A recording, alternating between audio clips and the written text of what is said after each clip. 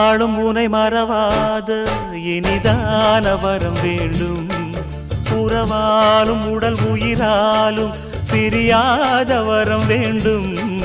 விழியோடு இமை போலே விலகாத நிலை வேண்டும். இணையான இளமானே துணையான இளமானே, இணையான இளமானே துணையான இளமானே.